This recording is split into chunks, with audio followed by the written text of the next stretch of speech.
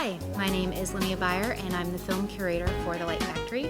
And I'm going to talk to you today about Don Hertzfeldt, who we're bringing in April as part of the Luminary lecture series. I first saw Don's short Billy's Balloon about a decade ago when I was in college. It was a part of the Black Mariah Film Festival, which is a really prestigious touring festival of the best experimental shorts in the world. And of all of the great things that I saw, Billy's Balloon was the thing that stood out the most. So fast forward a couple years, moved to Charlotte, and I help one of our guests, Jeff Jackson, with the Noda Film Festival, and we do an animation festival. I'm like, you've got to bring Billy's Balloon. It's just the best thing ever. Everybody I've shown the short to has loved it and fell in love with Don's work, but his work progresses in a way that's really meaningful and really thoughtful, and a lot of people are surprised that they would fall in love with something that is really stick figures. But his work speaks to a lot of people, and even though it is, again, stick figures, it's still art, and it's awesome art, and we're going to talk about it today. Hi, I'm Paul Cotter. I teach photography at Davidson Day School. I'm Tanya Jameson. I'm just a consumer of pop culture and art. I'm Jeff Jackson. I'm the arts and culture editor for Charlotte Viewpoint. Okay, guys, everybody saw the work that I sent out. We're going to watch a couple truncated clips today, and I'm going to start off with Billy's Balloon because it's the one that I introduce him with, and it's indicative of his early work. There's a lot of slapstick to it, so I'm going to watch a little bit of it. Feel free to talk over it, laugh hysterically, all that fun stuff.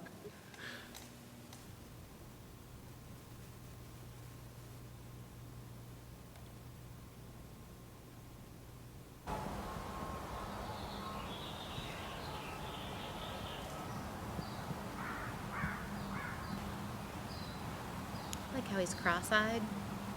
Just kind of sets the scene. He's the most expressive stick figures of just about any animal. Yeah.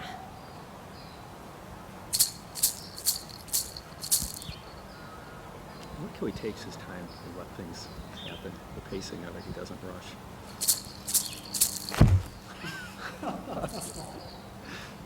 We have to let that little kid get really annoying. Great time.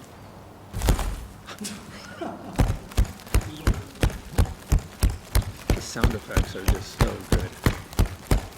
Can't wait to ask him what that noise is. You never think away from the really getting the kids sound effects.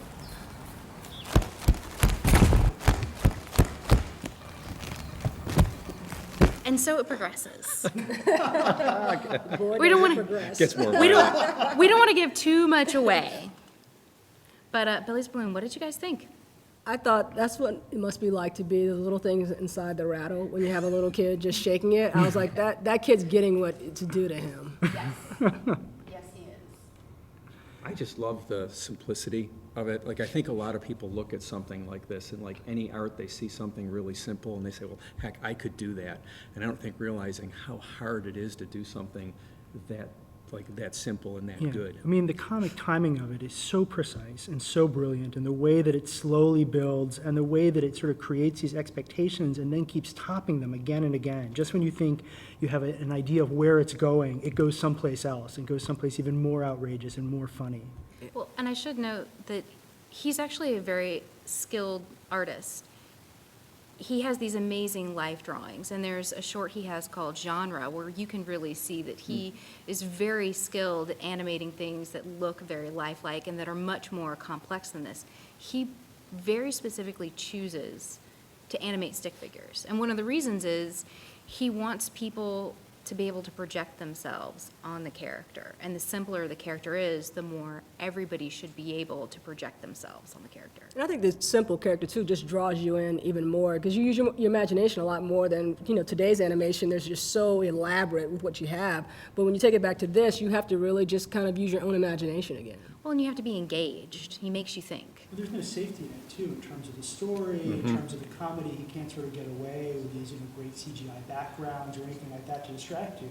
Like, he really has to rely on the main story he's telling. He does it really. But how many movies have we seen now where it's just like all special? They put billions into special effects, and you're like, what was the story about again? Right. It just looked really cool. It just looked cool. Nobody knows. Yeah. Well, This is kind of indicative of the slapstick and the silliness, but he actually does get a little bit more advanced as far as the ideas that he brings into his films. And in 2006, he released a short called Everything Will Be Okay.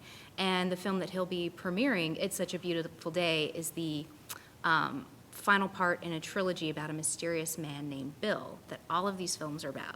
So we're going to watch the first maybe 45 seconds of Everything Will Be Okay.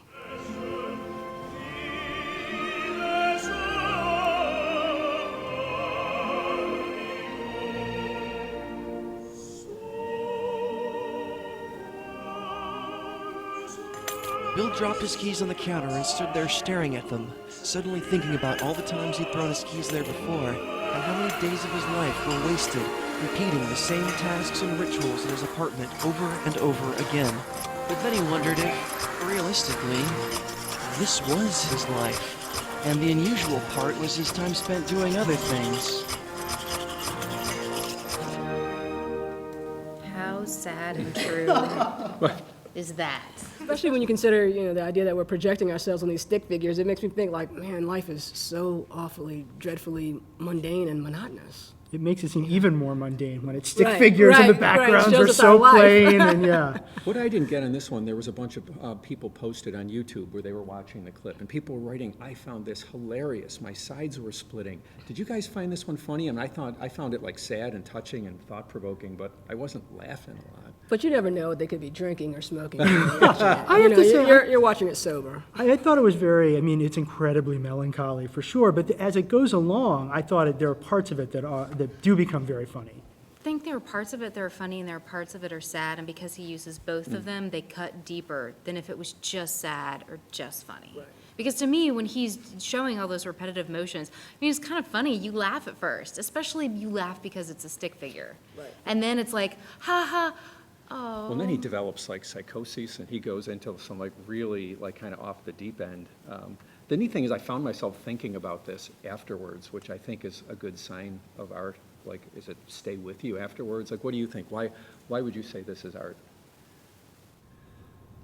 I think the idea, like we said before, of basically you're projecting yourself on these stick figures, and you have to use your imagination, and you have to put yourself in that position. I mean, how many times do we put our keys there, or we do these routines that make up our everyday lives? And it makes you think about the things that you do, and I think that's what makes it art, is that you take the time out to think and be engaged, like Linnea said. Yeah, he really boils something down to its essence here with this in terms of what life can be like and how sort of stultifying it can be at times. And then, as it sort of builds and gets more outrageous, it's not just that.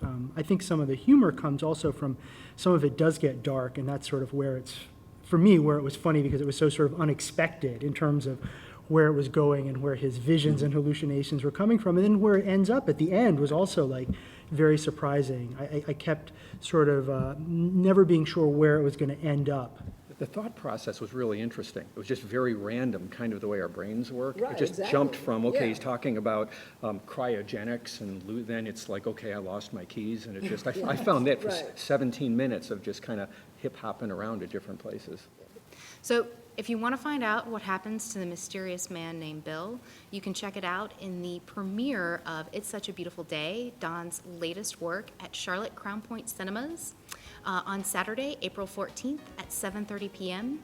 Tickets are already on sale. We've sold quite a few. You can find them at our website, www.lightfactory.org. And Don will be there in person, so you can ask him just what he was smoking when he developed these lovely little shorts.